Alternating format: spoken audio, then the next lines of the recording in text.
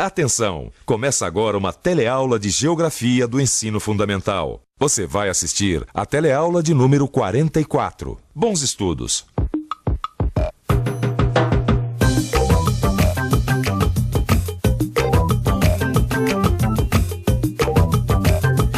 Na teleaula de hoje, você vai conhecer mais profundamente os países que formam esse bloco.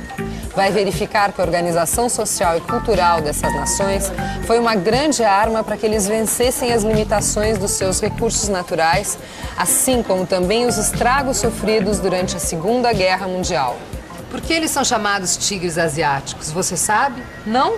Mas isso não tem o menor problema, porque nós vamos tentar descobrir juntos essa e outras respostas para entender melhor o que se passa naquela distante região oriental. A sua teleaula de hoje está apenas começando.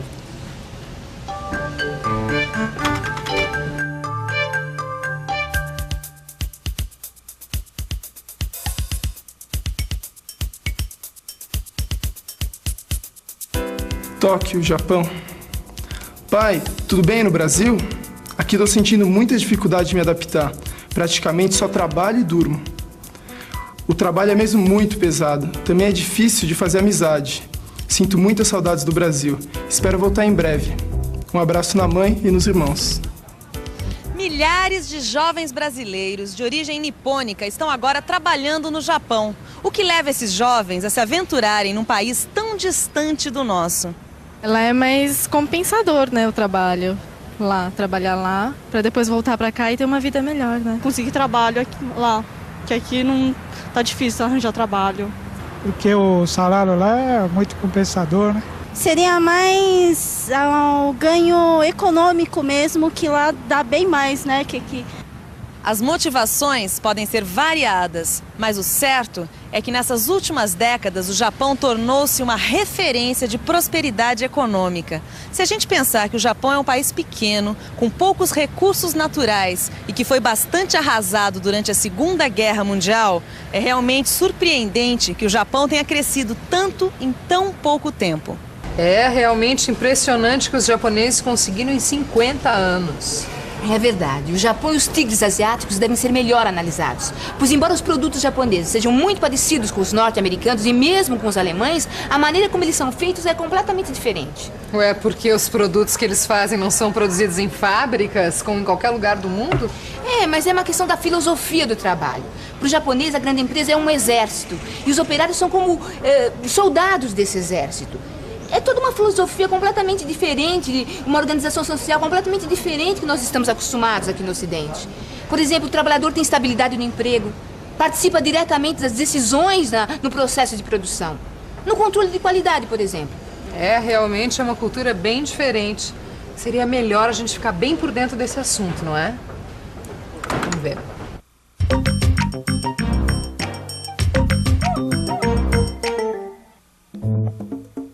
O Japão é, na verdade, um arquipélago formado pelas ilhas Hokkaido, Shikoku, Kyushu e Honshu, que é a maior do arquipélago e onde está situada a cidade de Tóquio.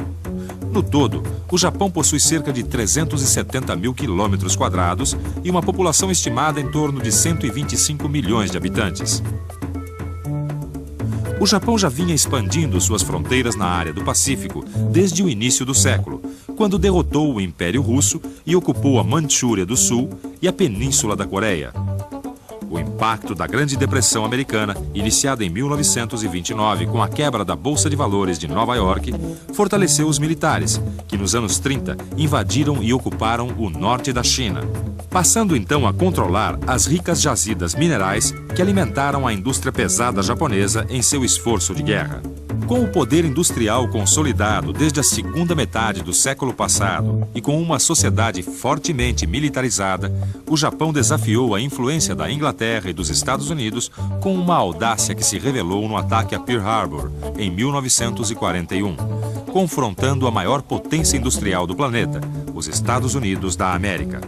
A resposta foi devastadora, e o Japão, que tinha se alinhado à Alemanha, foi derrotado pelas forças aliadas em 1945. O final da guerra foi traumatizante para os japoneses, com o lançamento das bombas atômicas em Hiroshima e Nagasaki. As tropas norte-americanas que ocuparam a região depois da guerra ainda promoveram uma profunda reforma agrária nos territórios ocupados, seja no Japão, seja na Coreia do Sul. E essa reforma agrária acabou com a base de poder das oligarquias militares destes países, democratizando o acesso à terra. Que coisa, hein? Caiu uma bomba atômica sobre eles e mesmo assim eles conseguiram se reerguer e se tornar uma grande potência mundial. Pois é, os americanos acabaram com o poderio que os japoneses pensavam que tinham antes da guerra e, além de vencê-los, ainda fizeram uma reforma agrária democratizando a terra. E o mais engraçado é que foi os Estados Unidos que ajudou o Japão a se reerguer logo depois da guerra. Peraí, perderam os Estados Unidos? É, você não sabia? Não. É o seguinte... Em 1949, aconteceu a Revolução Chinesa e a China tornou-se comunista, passando a ser, a partir de então, a República Popular da China. Os Estados Unidos começaram a se preocupar com a proximidade da República Popular da China e da União Soviética, que disputavam o controle sobre o Extremo Oriente durante a época da Guerra Fria. Assim, os Estados Unidos resolveram promover a recuperação econômica do Japão através de uma ajuda financeira direta, com empréstimos em condições extremamente favoráveis aos empresários japoneses. E, além disso, a reforma agrária que eles haviam feito tinha facilitado muito a produção de alimentos e também a ampliação dos mercados internos dos países já ocupados, como o Japão e a Coreia do Sul. Mas será que essa ajuda dos Estados Unidos explica toda essa recuperação econômica do Japão? Claro que não. A despeito dessa ajuda, a recuperação da economia japonesa foi graças ao esforço dos próprios japoneses. Com uma agricultura de alta produtividade baseada no arroz e com uma das maiores frotas pesqueiras do mundo, a economia japonesa consegue abastecer de alimentos sua numerosa população. Esta população está fortemente concentrada nas grandes cidades costeiras, como Tóquio, Yokohama, Kobe, Osaka e Nagoya, todas situadas na ilha de Honshu. Essas cidades litorâneas também concentram grande parte da indústria japonesa, que depende diretamente da importação de matérias-primas e energéticos e da exportação de seus produtos para o mercado mundial. Foram os japoneses também que estimularam as principais mudanças no sistema internacional de transportes de mercadorias pelo mar, com os superpetroleiros e os containers. Os containers melhoraram muito o transporte de carga, pois são grandes caixas de aço padronizadas, o que facilita muito tanto o manuseio como a armazenagem. Portanto, se no começo do século a força do Japão estava ligada ao poderio do seu exército, hoje em dia sua grande influência no mundo está ligada às suas grandes empresas e à maneira japonesa de produzir mercadorias. É verdade, dá só uma olhada nessa pesquisa aqui.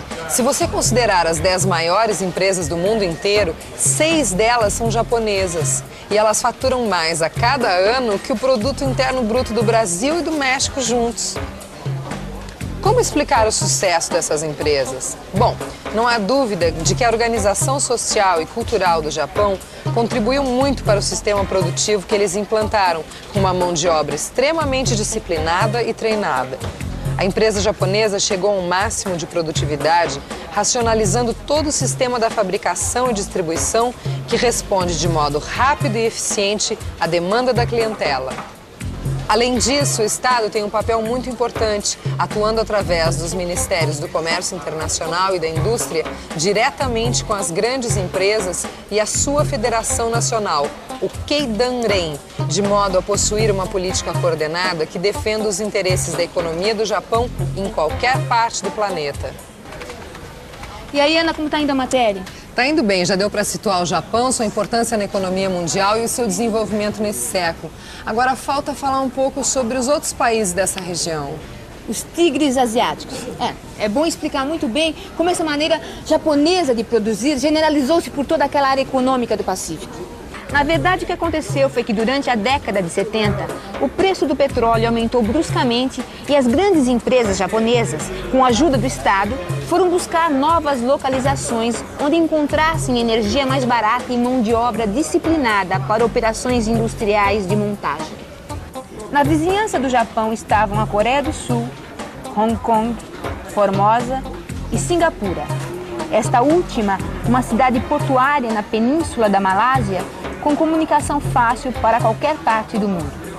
O que houve foi uma associação do capital japonês com as grandes empresas desses países. o que ocasionou um rápido crescimento nessa região. É verdade, durante os anos 80, enquanto praticamente o mundo inteiro enfrentava uma forte crise, eles continuavam crescendo. Por isso o intercâmbio entre os países do leste asiático aumentou muito. Toda aquela bacia do Pacífico é considerada hoje um dos principais polos econômicos do mundo. E eles estão sempre visando o mercado mundial. Claro, o mercado interno deles é muito limitado. Hoje eles disputam o mercado mundial com os Estados Unidos, com a União Europeia e com uma política comercial tão agressiva que é daí que vem o nome, tigres asiáticos.